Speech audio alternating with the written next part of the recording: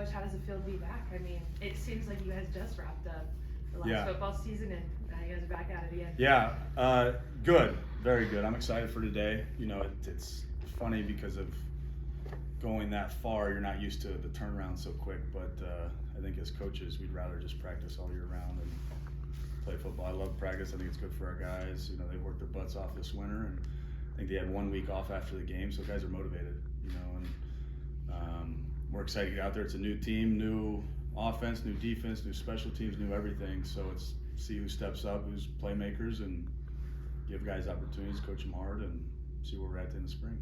What are some of the things you guys have been doing in the off season? Obviously with our, you know, I think Sean Heron does a great job. I think in college football now, a strength coach is more important to keep than anybody because the kids are around them mostly in the off season. And our program, I think, is awesome. He gets guys ready to roll. It's science-based, and you can't argue with science, right? So our guys got stronger. They've been working their butts off. You know, things we've done is, I think, getting around our guys and watching them working out and spend more time around them and, you know, learn football. But I think somebody told me this is one of the first times they've ever gone into a spring ball with the same offense. You know, so it's been neat to see guys, not just older guys, learn their position, but learn everything, you know, and learn the why of what's going on, so we're all on the same page. But other than that, recruiting and kind of, you know, building the team chemistry again, I think you got to do it over every year. How's Sean Chambers fitting in with the team? Good, great kid, yeah, great kid. He's awesome, and you know, he's a lot like Tommy and those other guys. They just want to win, be part of a good program, and I think he's done a great job. Slow at first when you're an older guy transferring everything, so he's got different experiences, and I think that room is key. They compete against each other, but they are friends and they know each other and they support each other, and that's what we had last year, and that makes a difference. You know, your quarterback's your leader, so if they see that, then or if guys see them being like that, it just transitions into everybody else. Now, what separates Sean from a quarterback like Tommy? Just kind of differences. You know, size, obviously. You know, I think that's one thing. I think you know, Sean was a really good baseball player, so it's funny you see, he was a catcher, you know, and almost got drafted at high school, I think. And then Tommy was this track kid, never really played baseball, so it's funny, like questions, and you know, Sean's older, Tommy's younger. Sean doesn't have a girlfriend, Tommy does, so there's some interesting conversations there. And but I think really it's just he's been through a battles, you know, no different than a kind of an experienced guy in the Army. You know what I mean? They've seen it all. They're excited, but they're even kill, and I think they're both very, very intelligent, like the other guys, and they're both willing to do whatever it takes to win. Will we be seeing Tommy and Sean compete this spring ball, or is Tommy still kind of nursing back from that injury? Oh yeah, they'll be competing. Yeah, Tommy's good to go. Yeah, he recovers different than the average human, so he's a pretty good athlete, but he'll be out there rocking and rolling. And then Ravi Olson, the other transfer, what have you seen so far from him? Big kid, hard worker. Obviously, he's played a lot of football. You know, he's a kid that grew out of high school, and probably when he was in high school, maybe he was a D3 guy, and then just kind of hit a growth spurt. And he's very humble. You know what I mean? And I think that's the biggest thing when you get transfers. And you know, it's just kind of the world we're in now. It's like free agency in the NFL, right? You got to plug pieces and come in and compete, but they got to be good kids that care about winning and care about ultimately not just themselves being a part of a good program. So, and he is that. And then Tommy, what do you want to see from him to, you know, next steps, improvement this spring? Yeah, obviously in the passing game, we all know Tommy walks on the field and he's probably the fastest guy out there on a weekly basis, but continuing to improve in the passing game, continuing to improve as a leader, you know what I mean? And understand not just his role, but everybody's role, and understand defenses. I think that's kind of the step for a quarterback, a young quarterback, is what are you seeing? You might know how to execute the plays, but why is it working or why is it not working? And you have to replace some guys, obviously, but how important is it to have that stability at quarterback coming back? Yeah, I mean, I think, you know, as we saw, you just never know what's going to happen. I think you need more than two, and we do have more than two, you know, with Jordan and Sean Austin, and I think you just got to coach all of them, you know, and I think I'm a firm believer if I'm coaching a freshman everybody in there's listening so they don't make those mistakes, you know, and they also learn from the older guys from a football standpoint that have played a lot more than the X's and O's, but I don't think you ever should be comfortable with quarterback play. You're always trying to improve, you know, and but it's obviously good to have a kid who played 3 years at Wyoming and a kid who ran for a lot of yards and did very well for us in the spring, and a young kid like Sean Austin who's won a lot of football games as a high school guy and just getting into this thing, and a guy like Jordan Reed who's a tremendous long athlete that has a lot of work to do as a quarterback because he's in high school, he's just better than everybody, you know what I mean? Coach, what's the main goal that you want to see accomplished with your offense by the end of the spring ball? Yeah, create depth. I think that's the biggest thing, you know, and I told our young guys, you guys got to learn everything there is at your position, and the older guys need to learn everybody's position, you know, and I think you want to leave spring ball and feel good by having a 3 deep guys that know what's going on and they can go in the game and execute that. And the way we practice and do things, you know, you look at a guy like Tommy, you know, he got all those reps as the 4th string quarterback last year in spring and fall camp, and it helped when he came back in. You know, you want to be able to plug guys in. I felt like, especially on defense last year, we created a lot of depth, and you would plug guys in because somebody was hurt or whatever, and you wouldn't notice them screwing up. You wouldn't notice them going in the wrong direction. They just knew what was going on. So I think creating depth so a kid can go into a game and know what he's supposed to do and just have to worry about executing that. I think that's step 1. So to answer your question, just again, creating that 3 deep or 4 deep and feeling good that everybody knows what they're doing. And kind of in that similar vein, what health-wise, what does the running back group look like? Yeah, they look fine. I mean, they've gotten stronger. I think that group is a younger group, and somewhat, and I don't know how COVID works, so I think we got a bunch of different classes that are freshmen still, and they're exciting. They work their butts off. I think there's guys that are bigger, stronger, faster, which is what you want in the winter. And now let's see them kind of tune the car up. Let's see a race and see what happens. And then you mentioned some of the guys mentioning how they didn't have to relearn the offense. How much does that familiarity kind of help, especially as spring ball gets started? Yeah, it helps. You know, it helps from an anxiety standpoint. You know, as a college kid, they can worry about their physical abilities more than having to worry about their mental a little bit because they know what's going on, and it allows them to play faster. So you can really see them evaluated at their best, you know, and their feet aren't slowing down with their brain, you know what I mean? They can just rock and roll. So I think it creates more of a better atmosphere more than anything, a psychological, whatever. I can keep going on that, but I won't. So Willie Mack, have you gotten a chance to get acquainted with him? Yeah, oh yeah. Willie Mack's the man. He's got a ton of experiences, and I met him for the first time when I was recruiting, and awesome guy, you know what I mean? Tons of personality, and he's been around the game now, so it's neat for me to be able to sit in there, and I sit in there with Willie Mack and Viggs, and I don't say much, I listen, you know, and I think he's going to bring an experience to our defense and energy. It's like he's still a graduate assistant, and it's almost like he lives here or something, and because he's always working, you know what I mean? He loves it. Even, I don't know how old he is, 70, 68, something like that. So I think that energy just shows you, okay, the guy loves football, and that's contagious to me. So I make sure I try not to call him Freddie. I called Freddie and told him, this is what you're going to look like when you're 60 or 70. I don't know how old. What is he, like 53?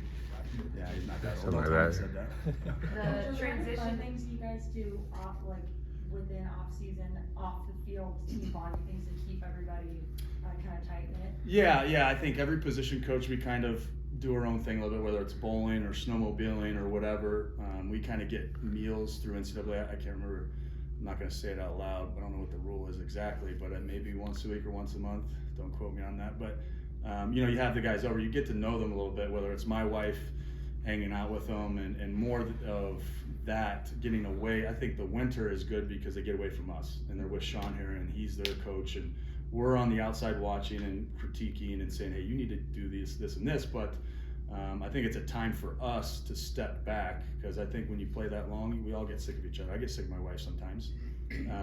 And you need to get away, and then they see us in a different light. So I think whatever it is, I think Army took the O-line bowling the other night, and TJ Sessions thought he was pretty good. I don't know if he was very good. So it gets entertaining. You see kids relax a little bit, you know. I think last year they went snowmobiling in a group, but it didn't end very well. Somebody got lost, so I don't know if that's going to happen again. We'll see, but yeah. Kind of back to Willie Mack. How are the players like him? Yeah, I think they love him. You know, I think you know it's a lot of the same system, which is huge, and he brings a different personality, and I think no different than Coach Banks is they can relate to the kids. You know what I mean? And I think that's huge in college football nowadays, is to be able to relate to them, and they know you care about them. You know, and I think they like him. I don't know. I guess I haven't. I'm sure there's guys that don't like me very much sometimes, but they respect him, you know, and I think that's huge. If any, do you see any kind of similarities between Coach Banks and Willie Mack? Yeah. I mean, I think just their love for the game and the study. I think defense is different than offense. I can never coach defense to be a defense coach. You got to work too hard for that. But I think it's you're always trying to plan for something. You know, I think that's the thing with them is, okay, I call a play on offense because I think you're going to do this. Or defense, every play you have, you're calling it for whatever the offense is going to do, you know, and that takes a lot of preparation. I see that in both of them, making sure every tiny little detail in practice is gone over, and they're studying, okay, well, what if they do this? What if they do that? I think that's the biggest similarity I see between the two of them is they're obsessed with the details of the X's and O's, which is awesome. The transition into spring ball has probably been a little bit easier for these returners just because they're familiar with that offense. But is there anything that you might be implementing or changing just up a bit this year? Yeah. There's always things. I think spring as a coach is you try some different things, you know, and ultimately you want to fit it to your O-line and fit it to your quarterback, what they can do, and you're trying to figure. It's always different, right? And obviously we got some new names up there, and you're trying to experiment, but not experiment enough that you're not getting something done. You know, we want to leave spring and have a good idea. Okay, I think we can be. This is what we're going to be good at, right? This is going to be our hang our hat on. And I think within the offense that I try to create, we can go in different directions. You know, I don't want to handcuff myself and say we need this at quarterback and this. Let's have a system that's easy to learn, that anybody can come into with a different skill set, so we don't hamstring ourselves in Montana recruiting essentially across the country, right? Because it is a harder place to get to in some manner. We've got a good thing going, but anyways, so I think that's kind of to answer your question. Yeah, we'll be different, but I'm still learning our guys too. You know what I mean? It's a different crew, so what can they do? You know, we'll experiment, and I think by the end of spring, kind of adding to that depth part of what we want to accomplish, having a good idea of who we're going to be. What did you learn most from the first season that you're taking into this season? That says as long as shit. Like, what is that, 18 weeks or something like that when you make it all the way? That's a long season now. I learned that I'm very impatient when I get home after, and I got to do a better job with my wife. I know that.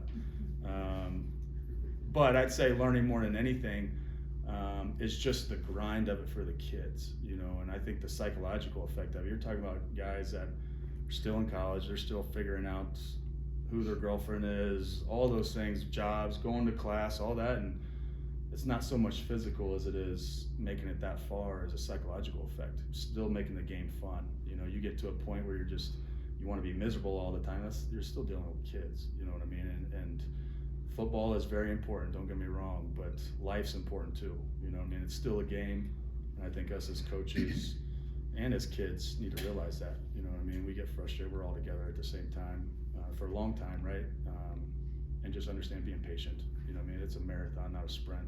It's a unique game. It's a game of 4 to 6 second bursts, but it is a marathon when you talk about we play 15 games in an entire year. You know what I mean? So it's a lot of practice and a lot of preparation, and but at the same time, you don't want to be easy by any means. You know what I mean? So to answer your question a little bit, it's just how long it is. You know what I mean? And the psychological it can take on young kids when they have a bad week this week. You got to pump them up and be ready for this week, and you got to coach everybody. You know, because you never know.